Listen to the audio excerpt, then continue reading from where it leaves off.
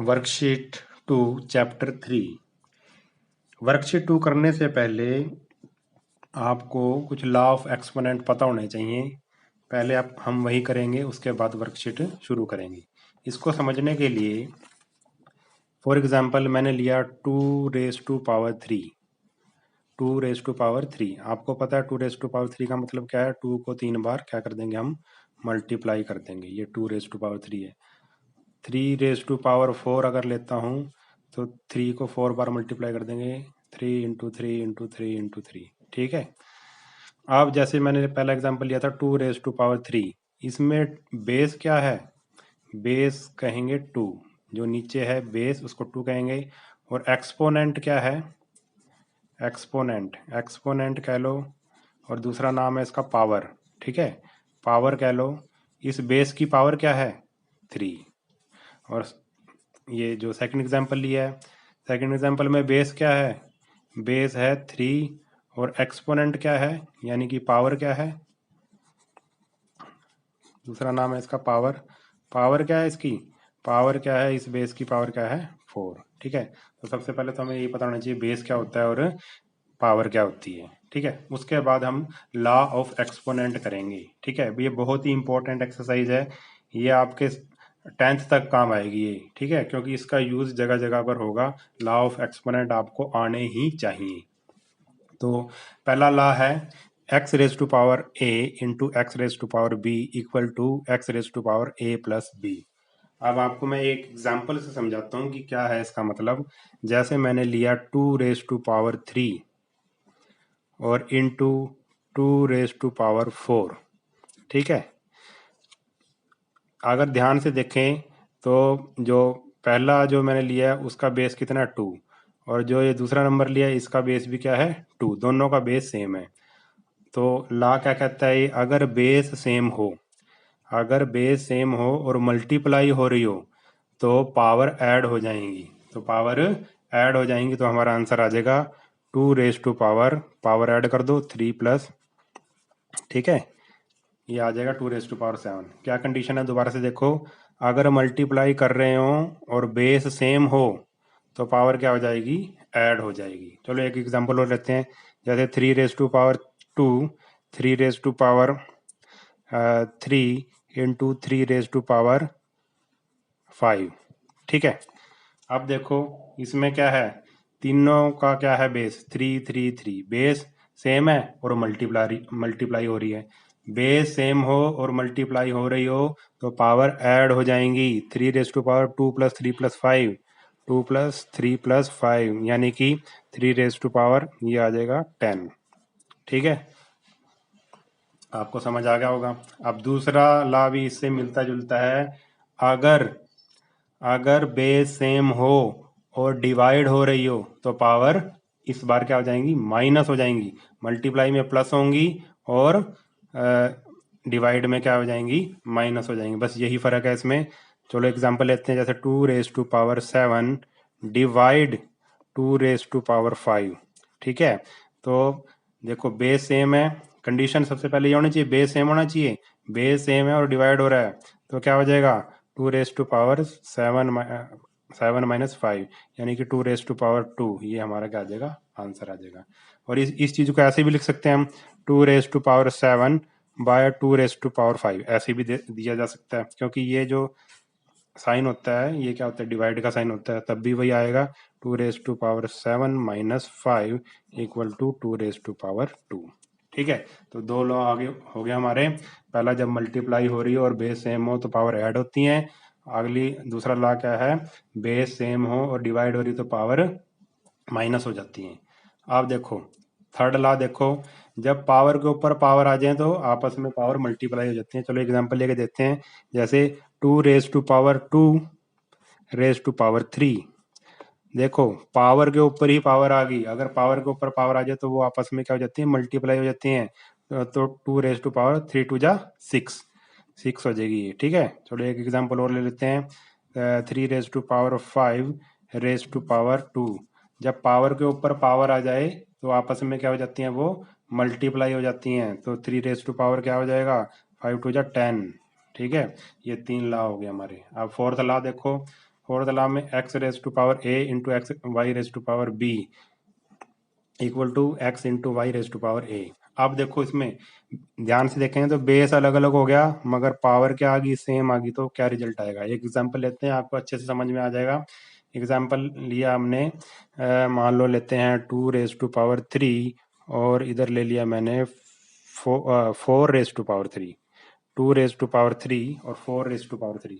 अब देखा मैंने तो बेस तो क्या आ गया, अलग अलग आ गया, बेस अलग अलग आ गया, ठीक है, मगर पावर क्या आ गई, सेम आ गई। तो इसको हम ऐसे भी लिख सकते हैं, जो इसका आंसर आएगा हम ऐसे भी लिख सकते हैं 2 4 जा 8, 2 4 जा 8, ऐसे भी लिख सकते हैं 2 इंटू 4, क्योंकि बेस पावर सेम है इसलिए यहाँ पे 3 लिख दो पावर। या फिर ऐसे भी लिख सकते हैं 8 raise to power 3, 8 raise to power 3।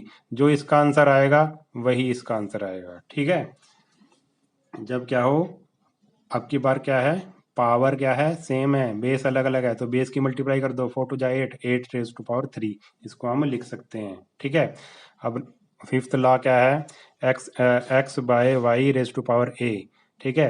अब क्या हो रहा है, एक्स है, ये बेस अलग है, ये अलग है, और इसकी पावर ए है, तो इसको अलग अलग हम लिख सकते हैं।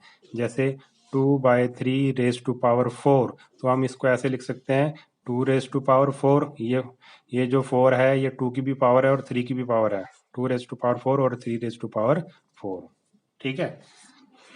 मुझे उम्मीद है आपको ये समझ आ गया होगा, ठीक है। आगे करते हैं अब देखो ये नोट कर लेना, बड़ी इंपॉर्टेंट बात है ये, अच्छे से नोट कर लेना इसको। जब किसी की पावर 0 होती है तो वो 1 के इक्वल होता है। जैसे मैंने लिख दिया a रेज टू पावर 0, तो आंसर क्या आएगा 1। ऐसे ही मैंने लिख दिया x रेज टू पावर 0, तो आंसर कितना आएगा 1। मैंने लिख दिया 100 रेज टू पावर 0, तो आंसर क्या आएगा 1। मैंने लिख दिया 6 रेज टू पावर 0, आंसर क्या आएगा 1।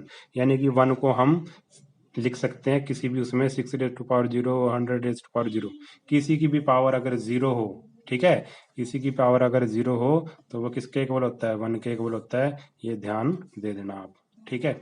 आगे अगर नेगेटिव को पॉजिटिव में बदलना या पॉजिटिव को नेगेटिव में बदलना हो, वो मैंने पहले भी बताया था। जैसे 2/3 रेज टू पावर -2 है, ठीक है। अब इसको हम माइनस में तो लिखते नहीं, पॉजिटिव में अगर लिखना है इसको, अगर पॉजिटिव पावर में लिखना है इसको, ये माइनस है ना, तो इसको अंदर वाले का रेसिप्रोकल ले लो, 3/2 हो जाएगा, उल्टा कर दो अंदर वाले का, और पावर क्या हो जाएगी, पॉजिटिव, ठीक है। ऐसी अगर x रेज टू पावर -2 है तो अंदर वाले को उल्टा कर दो, x का मतलब है x/1, तो क्या हो जाएगा 1/x रेज टू पावर 2। तो 1 की पावर 2 है तो 1 ही आएगा, और x की पावर 2 है तो x2 आ जाएगा, ऐसे हो जाएगा, ठीक है। ऐसे ही नीचे से अगर ऊपर ले जाना हो तो नीचे से ऊपर भी ले जा सकते हैं। जैसे ऐसे लिखा है हमने x 1/x raise to power -2। अगर इसको पॉजिटिव में लिखना है तो ये नीचे था, अब ऊपर चला जाएगा, ये ऊपर जाके पॉजिटिव हो जाएगा, 1 × x रेज टू पावर 2, ठीक है। ऐसे हम लिख सकते हैं। ये कुछ लॉ थे जिसका हम यूज करेंगे। एक्सरसाइज बिल्कुल आसान है अगर ये समझ में आ गया तो, और ये एक्सरसाइज जरूर अच्छे से करनी है, इसको छोड़ना नहीं है। एक बार देखो, 2 बार देखो, 3 बार देखो, समझ आ जाएगा आपको, ठीक है। अब देखो फर्स्ट क्वेश्चन है, सिंपलीफाई करना है, हमने क्या करना है, सिंपलीफाई। और क्वेश्चन 1 क्या दिया हुआ है हमें, x raise to power 1/2, x raise to power 5/2, ये हमें क्वेश्चन दिया हुआ है, x raise to power 1/2, x raise to power 5/2, और बीच में मल्टीप्लाई का साइन दिया हुआ है। देखो अब इसका भी बेस x है और इसका भी बेस x है, और आपस में क्या हो रहा है, मल्टीप्लाई। तो पहले वाला लॉ लगाओ, जब मल्टीप्लाई हो रही हो, अभी बताया था मैंने, देखो बताया था ना, मल्टीप्लाई हो रही हो तो पावर क्या हो जाएंगी, ऐड हो जाएंगी। क्या होना चाहिए, सेम, बेस सेम होना चाहिए। इसका भी बेस x है, इसका भी बेस x है, तो x रेज टू पावर दोनों की पावर क्या कर दो, ऐड कर दो। ऐड कर दिया, ये एलसीएम ले लो, 2 आ गया, 1 + 5 6 आ जाएगा, 6 को कैंसिल कर दो, 2 से 2 3 जा 6, x रेज टू पावर 3, ये हमारा क्या आ गया, आंसर आ गया। कितना आसान था।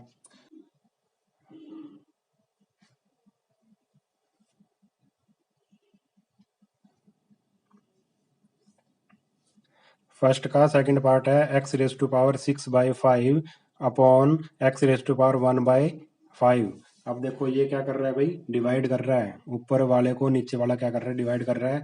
और जब डिवाइड करते हैं तो बेस सेम हो और डिवाइड हो रहा हो तो पावर माइनस हो जाएंगी। तो X X raise to power 6/5 minus 1/5 minus कर दिया, एलसीएम ले लिया, 5 आ गया, 6 - 1, तो 6 में से 1 माइनस होएगा 5, 5/5, 5 से 5 कैंसिल हो गया, 1 आ गया, एक्स रेज टू पावर 1, और 1 पावर 1 को हम लिखते नहीं, तो आंसर आ गया हमारा एक्स। ठीक है, आसान था बिल्कुल। नेक्स्ट क्वेश्चन है, ये तो बिल्कुल आसान है, X raise to power 7 raise to power 0। जब किसी की पावर 0 हो, मैंने आपको बताया था जब किसी की पावर 0 हो तो वो किसके इक्वल होता है, 1 के इक्वल होता है। किसके इक्वल होता है, 1 के। तो हमारा आंसर क्या आ गया, 1। ठीक है, हमारा आंसर क्या आ गया, 1। 1 हमारा क्या आ गया, आंसर आ गया। किसी की भी पावर अगर 0 हो तो वो किसके इक्वल होता है, 1 के इक्वल होता है। Question number 4, 5x raise to power 5/6 into 6x raise to power 1/6। अब सबसे पहले तो ये जो नंबर हैं, डिजिट हैं, इनको देख लो। ये 5 है, ये 6 है, जो इनके कोफिशिएंट हैं। तो 5 × 6 ये तो होगा 30, इसको तो लिख लिया अलग से। अब देखो ये x है, ये भी x है, और मल्टीप्लाई हो रही है। तो जब बेस सेम हो, बेस सेम हो गया, इसका बेस भी x है, इसका बेस भी x है, बेस सेम हो गया तो पावर क्या हो जाएंगी, ऐड हो जाएंगी। 5/6 प्लस 1/6, एलसीएम लिया, 6 आया, तो 5 + 1 6, 6/6, 6 से 6 हो गया कैंसल, रह गया 1, x raise to power 1, 30x raise to power 1, raise to power 1 हम लिखते नहीं, 30x ये हमारा क्या आ गया, आंसर आ गया। और इसका फिफ्थ पार्ट है, x raise to power -7/2 into 2x raise to power -1/2। देखो पहले इसके आगे 1 लगा हुआ है, 1 और 2 की मल्टीप्लाई करी तो ये आ गया 2। अब इसको लेना है x वाले को, ये x वाला और ये x वाला। x क्या है, सेम है, बेस सेम है, तो पावर क्या हो जाए, और मल्टीप्लाई हो रहा है तो पावर ऐड हो जाएंगी। -7 x raise to power -7/2 plus -1/2, यानी कि -7/2 -1/2, क्योंकि इसका साइन माइनस था, और प्लस और माइनस क्या होता है, माइनस होता है। एलसीएम ले लिया, 2 आया, -7 -1 तो -8 आया, 2 4 जा 8, -4 आ जाएगा, एक्स रेज टू पावर -4। ठीक है, ये हमारा क्या आ गया, आंसर आ गया। अगर इसको पॉजिटिव उसमें लिखना है तो इसको क्या ले जाएंगे भाई, हम नीचे ले जाएंगे, तो इसको ऐसे भी लिख सकते हैं, 2/x रेज टू पावर 4। ठीक है, अगर हम पॉजिटिव बनाना चाहते हैं इसको तो अगर पॉजिटिव बनाना है तो इसको नीचे ले जाओ, 2/x रेज टू पावर 4। ये हमारा क्या आ गया, आंसर आ गया।